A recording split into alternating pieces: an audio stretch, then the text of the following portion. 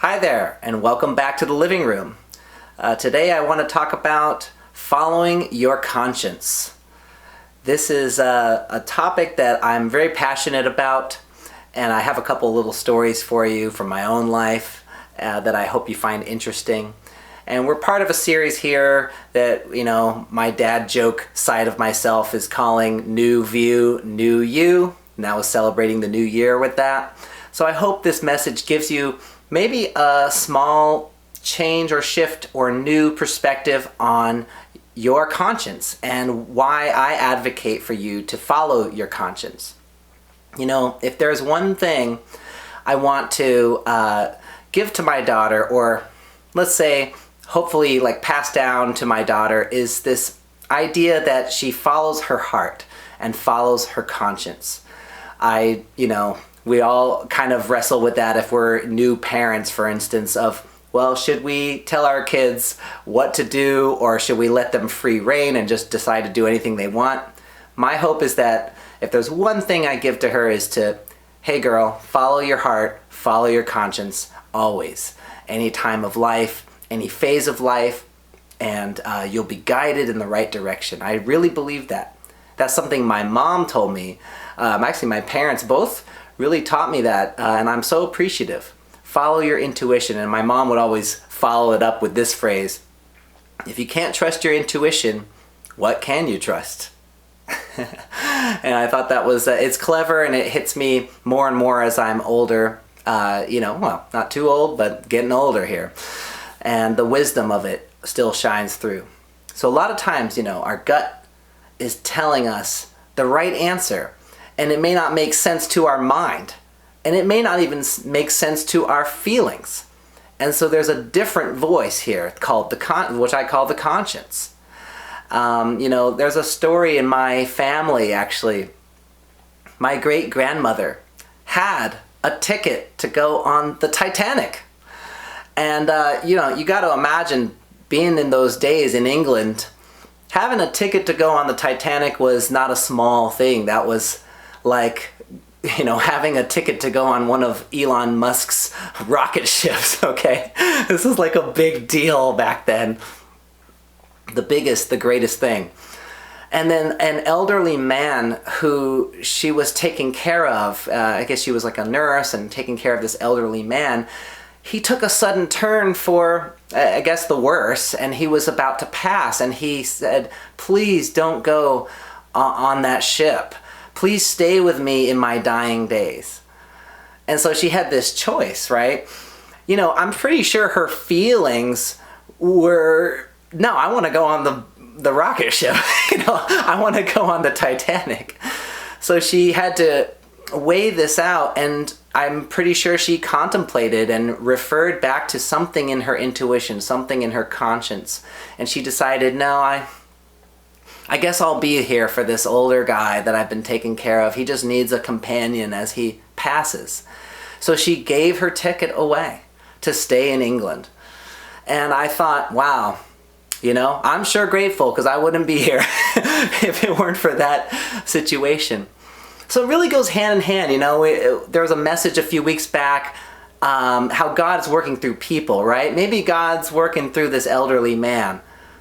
But at the same time, we have to check our intuition and our conscience to sort of read the situation right, or read it for what is trying to be sent, that message that's trying to be sent to us. It has to be kind of going through that filter of the conscience.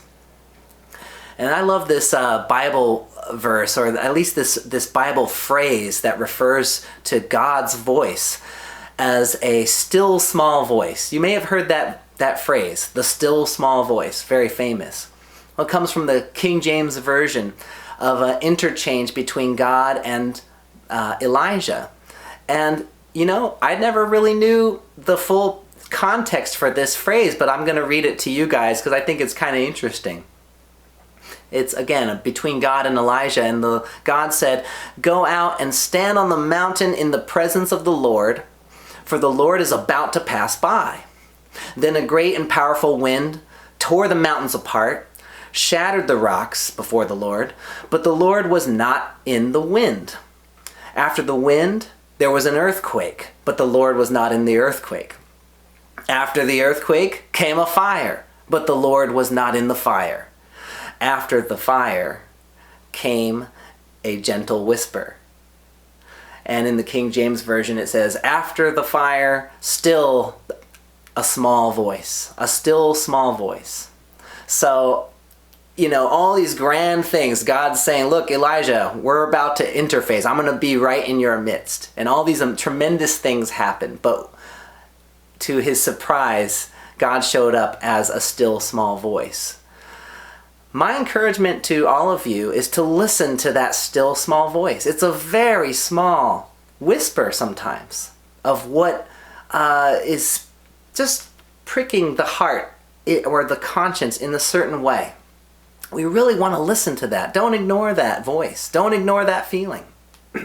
I think a lot of times we tend to second guess it, of course. I think that's pretty normal, pretty much everybody. We don't know. I think I feel that, but was I feeling that? Now I don't feel that. And you kind of get your second thought and your third thought, and they all mingle together. I've even been asked by someone, what if my intuition's wrong? How do I trust that? I have a really hard time trusting that. And I want to speak to that a little bit. If you are thinking that you don't want to trust your intuition, or how could you really do that? Actually, it's not so much about the trusting of the intuition that is going on here. That's not really the main topic, actually.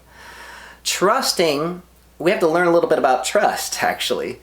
Trusting someone, for instance, is not so much about verifying and making scientifically sure that this person will always do right by you. Because look, that's very hard. We can't really prove that because that's free will, right? Free will. Can't really prove that someone will always do what they say, always be there when they say they'll be there. So when we talk about the issue of trust, we're really having a bigger issue with trusting that me, myself, can rebound from being let down. Does that make any sense? Does that ring true a little bit? I need to be able to trust that I will recover when I fall onto the jagged rocks of reality. when I fall down and get disappointed, when somebody no-shows me, when somebody tells me they're going to do something, doesn't do it. That feeling of being let down, I need to have some bolstering or trust that I can rebound from that. And when that muscle of being rebounding and being rebuilt, and picked up, when that muscle gets stronger, our ability to trust gets stronger.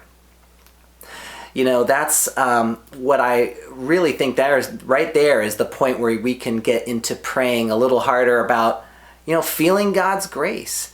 That's when you need God's grace to come in and pick you up, tell you, reassure you. You are divine. You have a divine blueprint. You have a divine destiny. You have the potential to be an incredible person. It's all inside you, and you can pick up, and there's a future for you. There's more coming. The best is yet to come. This is the kind of encouragement we need from God's grace. And that's what I think a huge part of faith is about. Leaning on that to pick up through these times.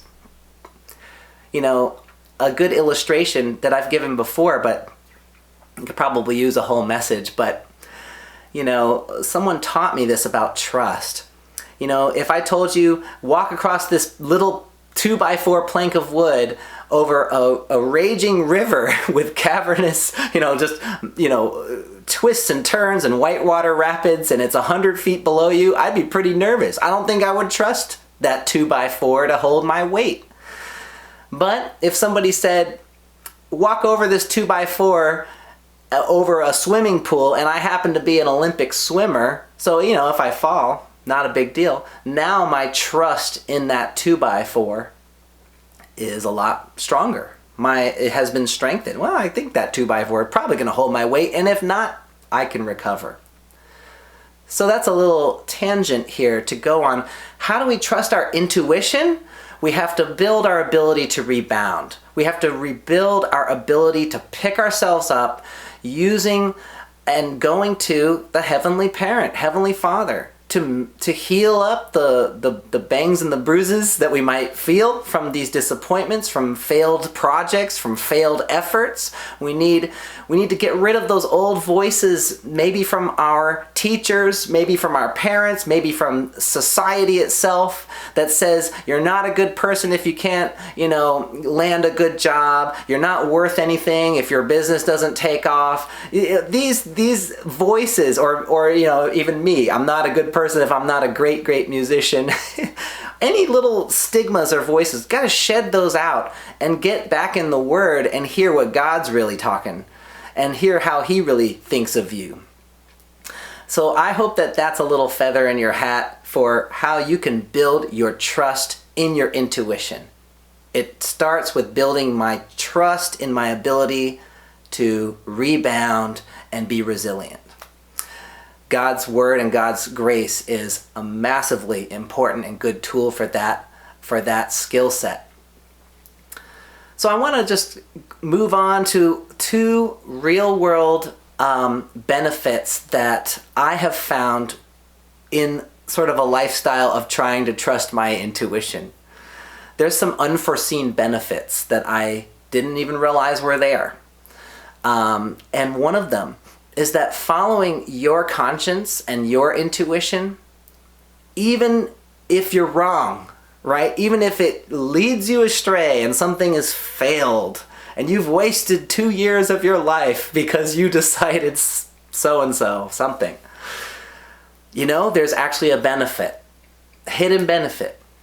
When you have followed your intuition and you have chosen that path and made those decisions, it helps you take full responsibility for what you've done in your life.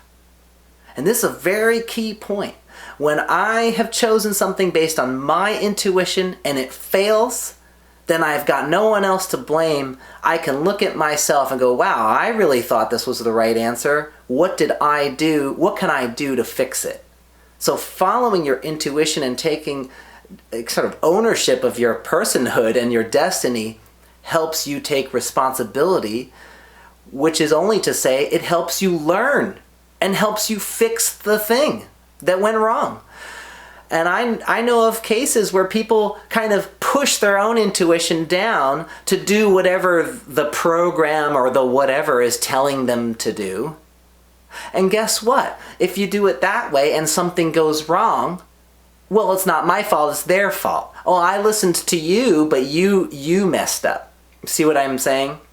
When you take full intuition as your guiding post, then something goes wrong. Now you have the power. So benefit number 1, incredibly empowering.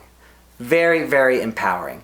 You've got no shield of other people to kind of look to that they're the reason it went awry.